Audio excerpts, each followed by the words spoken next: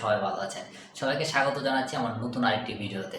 তো আপনারা জানেন ফটোশপে কাজ করতে গেলে অনেক রকম প্রবলেম ফেস করতে হয়। তো যেমন আজকে এই যে যে সমস্যাটা দেখেন আপনাদের আমরা সাথে যখন শেয়ার হচ্ছে করতে যাই। আপনার এই হেলিং ব্রাশ টুল নিয়ে কাজ করব, অর্থাৎ মুখের যে কালো দাগগুলো আছে এগুলো রিমুভ করার জন্য যখন আমরা এই হেলিং ব্রাশ টুলটা নিয়ে কাজ করব, তখন অনেক সময় হচ্ছে এরকম ক্লিক করলে এই যে এরকম একটা লেখা আসে যে alt click to define a source point to be use to repair the image. বিষয়টা কিন্তু ক্লিয়ারলি এখানেই বলা আছে যে আল্টা ক্লিক করে তা একটা জায়গা সিলেক্ট করে, মানে পয়েন্ট, ভালো একটা পয়েন্ট সিলেক্ট করে তারপর হচ্ছে রিপেয়ার দ্য ইমেজ, মানে নতুন করে হচ্ছে কাজ করার জন্য, হ্যাঁ, ইমেজে কাজ করার জন্য। তো বিষয়টা হচ্ছে এটা কোনো সমস্যা না।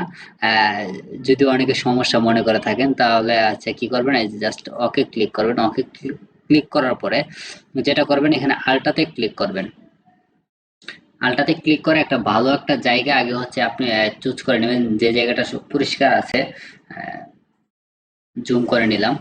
ধরেন আপনার হচ্ছে এই জায়গাটা অনেকটা পরিষ্কার। যদি এই জায়গাটা পরিষ্কার মনে হয় আপনার, তাহলে কি করবেন, জাস্ট আল্টাতে ক্লিক করে এটা ক্লিক করে জায়গাটা সিলেক্ট করে নেবেন।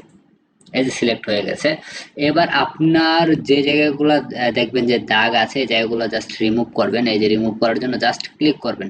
এই যে জায়গাটা দাগ আছে, এই যে দেখেন কত ইজিলি কাজ করতেছে। তো আসলে এটা কোনো সমস্যা না। আপনারা জাস্ট বিগিনার লেভেলে কাজ করতে গেলে এই সমস্যাটা অনেকে ফেস করে, যার কারণে আমার এই টিউটোরিয়ালটা বানানো। খুব ইজি একটা প্রসেস, না জানার কারণে সমস্যা মনে হয়। তো এই যে দেখেন দাগগুলো কিন্তু অলরেডি রিমুভ হয়ে গেছে। যে জায়গায় মনে হবে আপনার দাগ আছে দাগগুলো কিন্তু রিমুভ হয়ে গেছে। এই যে, তো আশা করি আপনার হচ্ছে যদি এটা সমস্যা মনে হয় তাহলে এটা সমাধান হয়ে গেল আপনাদের আজ থেকে। আর প্লাস হিলিং ব্রাশ টুলের কাজটা কি সেই কাজটাও কিন্তু আপনারা জানতে পারলেন। জাস্ট আপনারা ফ্রেশ একটা জায়গা সিলেক্ট করবেন, আল্ট্রা ক্লিক করে সিলেক্ট করার পর যে জায়গায় দাগ আছে এই জায়গায় গিয়ে হচ্ছে আপনি ক্লিক করে দিবেন, দাগটা চলে যাবে।